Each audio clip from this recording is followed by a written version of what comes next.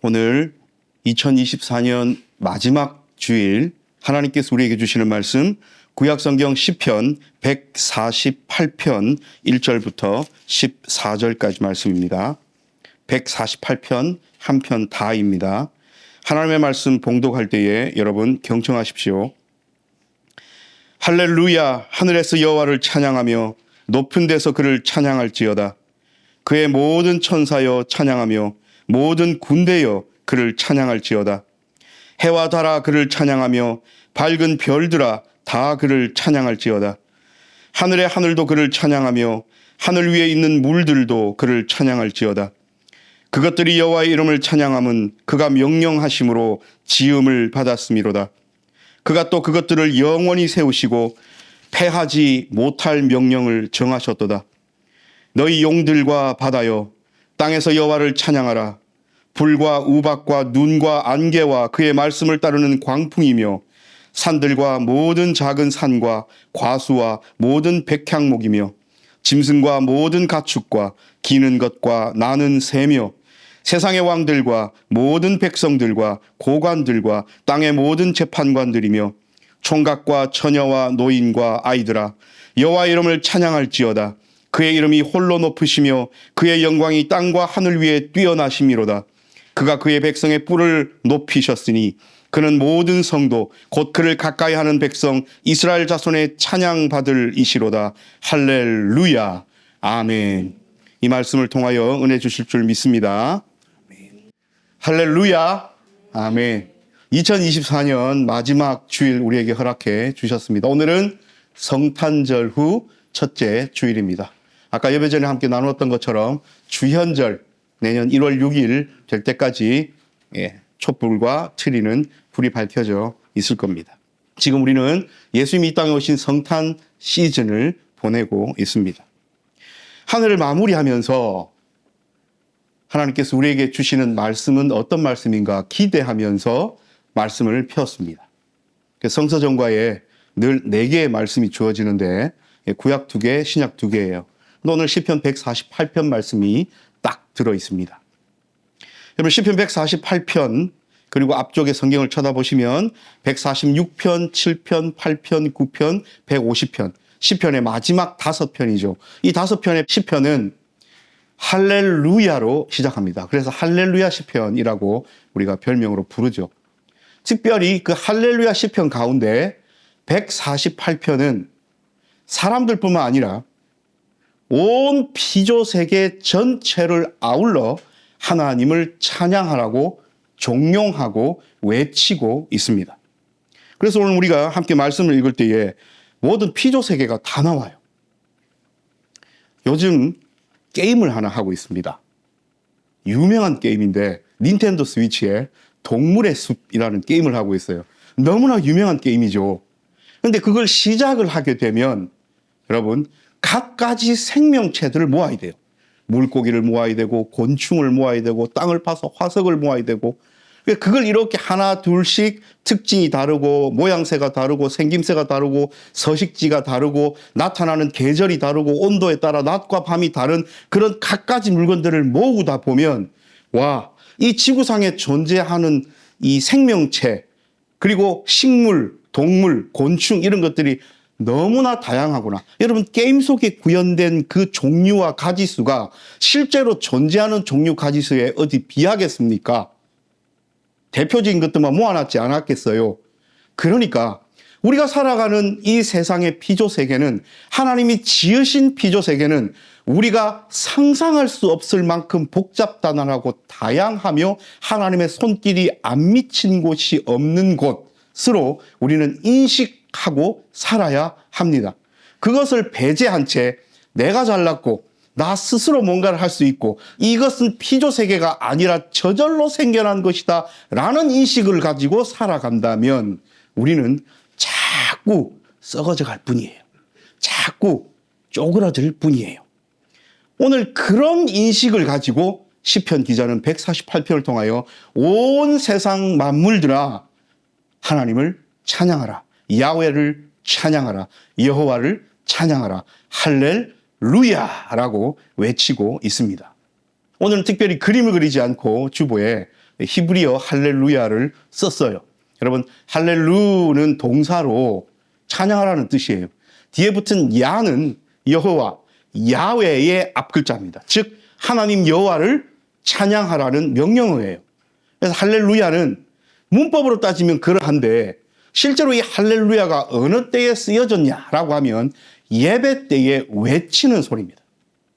환호성의 소리예요. 대표적으로는 저 여러분 여러 번 나눠서 잘 아시듯 대속죄일 7월 10일 날 1년 동안의 죄가를 갖고 아사셀 염소를 광야로 내보내고 한 마리는 속죄를 위하여 잡고 대제사장이 1년에 한 번 지성소로 들어가서 하나님께로부터 1년 동안의 모든 이스라엘 백성들의 죄를 사하신다는 확답을 받은 뒤 오매불망 기다리고 있는 백성들을 향하여 성소 휘장을 펼치고 나온 대제사장의 외침 할렐루야입니다. 그러면 백성들이 어떻게 하겠습니까? 또 1년의 시간이 연장됐으니까 환호성을 지르는 거죠. 우와 하면서 할렐루야 할렐루야 할렐루야. 이것이 오늘 148편이 우리에게 말씀하시는 할렐루야예요. 보면 정말 갖가지 다 나와요. 천사, 모든 군대, 해와 달, 밝은 별, 하늘의 하늘, 하늘 위에 있는 물, 용, 바다, 불, 우박, 눈, 안개, 광풍, 바람이죠. 산들, 작은 산, 과수, 백향목, 짐승, 가축, 기는 것, 나는 새, 왕들, 백성들, 고관들, 땅의 모든 재판관, 총각, 처녀, 노인, 아이. 여러분, 이 카테고리에 들지 않는 존재가 있습니까? 숨쉬고 살아가는 모든 것들은 인간이건 뭐건 할 것 없이, 그리고 숨쉬지 않아도 하늘의 하늘, 하늘 위에 물, 해와 달, 별, 몽땅 하나님을 찬양합니다. 이유는 뭡니까? 왜 이런 피조물들이 하나님을 찬양해야 돼요? 굳이 이유를 묻는다면 하나님은 찬양받기에 합당하신 분이기 때문입니다. 하나님을 찬양하는데 우리는 조건을 내걸 수 없어요. 하나님을 찬양하고 안 하고의 어떤 이유가 있을 수 없어요.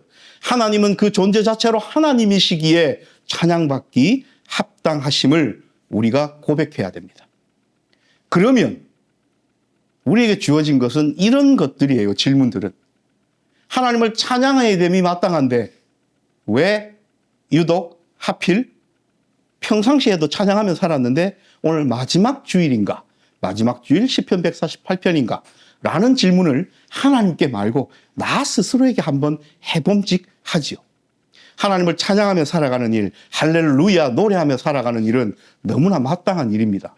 특히 피조물인 우리 입장에서는 하지 않을 수 없고 반드시 찬양하며 살아가야 하는데 이 마지막 주일날 이것이 강조되는 것은 나에게 스스로 질문을 한번 던져봐야 돼요.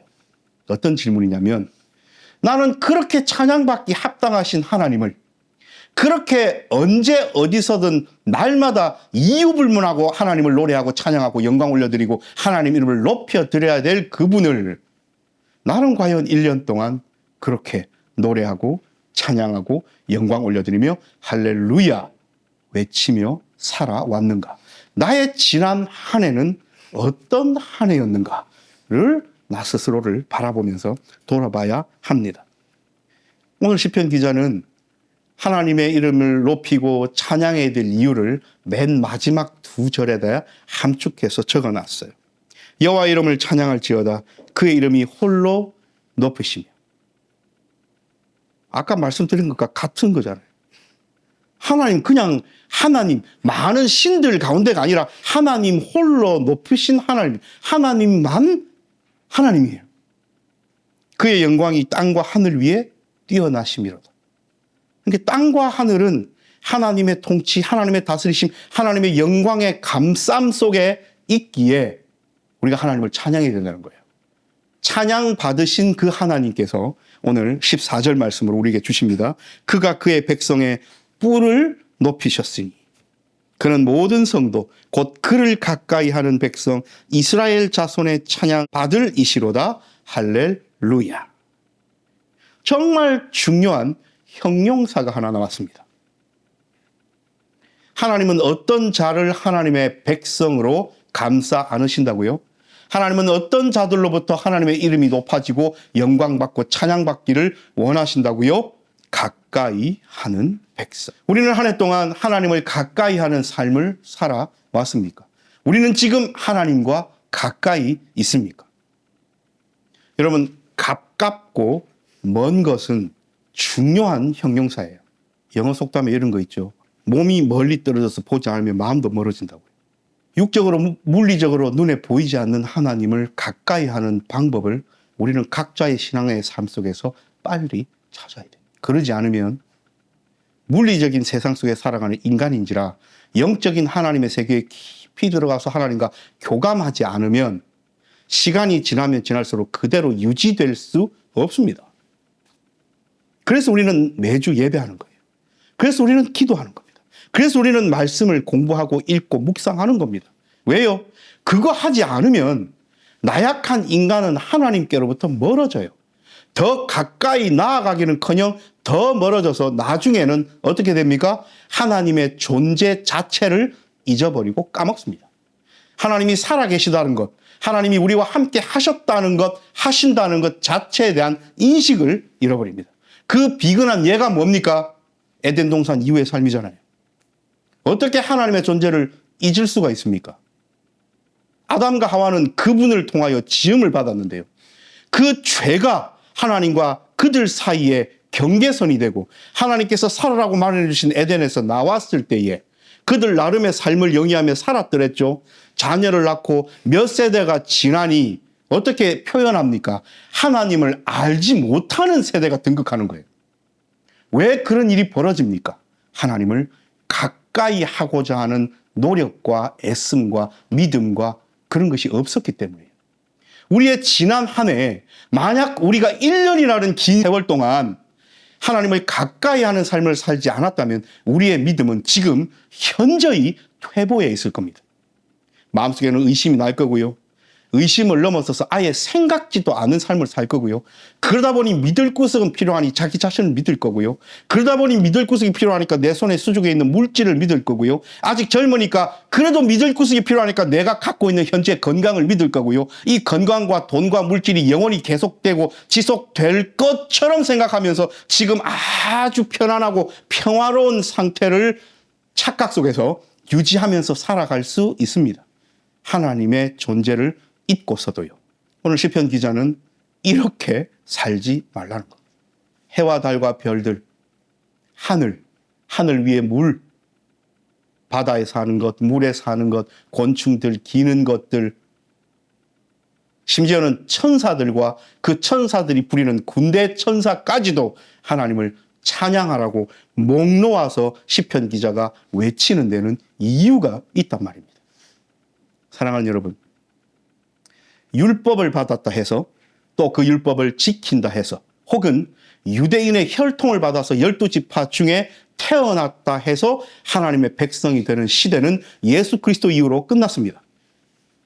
그러므로 하나님의 자녀가 되는 길, 예수 그리스도의 참 제자가 되는 길, 그 구원 속에 걸어갈 수 있는 유일한 길은 하나님께로 가까이 나아가는 길이고 예수 그리스도를 믿음으로 그분의 자녀가 되는 길밖에는 없습니다. 그래서 사도 바울은 그 하나님과 가까워지고 동행하고 하는 삶을 뭐라고 표현했습니까? 이신칭의라고 표현했어요. 믿음으로써 의롭다 칭함을 받는다. 오늘 시편 기자는 뭐라고 표현합니까? 가까이 하는 그 백성의 찬양을 받으시고 그 뿔을 높이신다라고 표현하시는 거예요.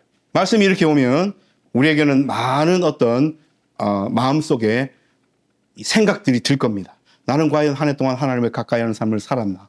그랬던 적도 있고 못했던 적도 있고 성공했던 적도 있고 실패했던 적도 있고 모자란 부분도 있고 꽉 찬 부분도 있음이 지금 내 삶이 주마등처럼 지나가면서 일련의 삶이 느껴질 거예요. 그러면 하나님께서 우리에게 공통적으로 특별히 우리 반석이 빛된 교회 저와 여러분에게 주시는 New Year's Resolution, 한 해 새로운 우리의 계획들은 다이어트도 있고 열심히 공부하는 것도 있고 성적을 올리는 것도 있고 무슨 합격하는 것도 있고 여러 가지 있을 건데 우리 교회 공동체에게 공통적으로 하나님께서 주시는 것은 하나님을 가까이 하는 삶. 그러면 내년 표어가 되는 거예요. 하나님을 가까이 하는 삶. 그럼 하나님을 가까이 하는 삶은 뭡니까? 표면적인 것들보다 훨씬 중요한 것은 마음가짐 아니겠습니까? 인간과 인간이 살아가는데도 나 저 사람이랑 가까워. 나 저 사람이랑 친해. 나 저 사람이랑 말이 잘 통해. 저 사람이랑 있으면 마음이 좋아. 편안해. 그래서 함께 밥 먹고 싶고 함께 커피 한잔 하고 싶고 함께 만나서 이야기도 나누고 담소도 나누고 혹 내 마음의 삶 가운데 힘든가 어려움이 있으면 저분을 만나서 토로도 좀 하고 나누기도 하고 서로 위로를 주고받고 안아주고 기쁜 일이 있으면 함께 나누고 슬픈 일이 있으면 안아서 위로도 하고 이런 나는 그래서 저 사람이랑 친해. 저 사람이랑 가까워. 이게 가까운 게 맞죠? 하나님과는 그렇게 살아가십니까? 내 마음의 아픔과 힘듦이 있을 때 우리는 주님을 찾습니까? 내 삶에 엄청난 기쁨이 있을 때 우리는 주님께로 쫙 달려가서 하나님 내 삶에 이런 기쁨이 있는데 하나님 주신 거지요. 감사합니다. 이렇게 살아갑니까? 특별히 슬픈 일, 기쁜 일 아무 일 없이 그냥 일상을 살아갈 때도 그냥 하나님 만나서 커피 한잔하고 담소 나누고 이렇게 하면 마음이 평안하고 평화가 도래하며 기쁘고 즐거운 그런 시간을 보내왔습니까? 여러분 그게 친한 거예요. 그게 가까운 거예요. 그게 함께 하는 거예요. 그게 자녀다운 삶이에요. 하나님께서 앞으로 우리에게 허락하실 2025년 한 해는 하나님과 가깝게 지냅시다. 하나님께로 더 가까이 나아갑시다. 하나님께로 더 가까이 갑니다. 고통 가운데 계신 주님. 하나님이 고통 가운데 계심을 아는데 노래는 잘해요. 우리 가까이 갑니까? 그 스스로에게 물어야 돼. 내가 가까이 가려는 그 주님은 왜 고통 중에 있습니까? 나로 하여금 가까이 나아올 자격을 부여하시기 위하여 주님은 고통 가운데 계신데 우리는 가까이 갈 생각조차 하지 않는다면 그것이 무슨 백성이며 그것이 무슨 자녀며 그것이 무슨 제자입니까?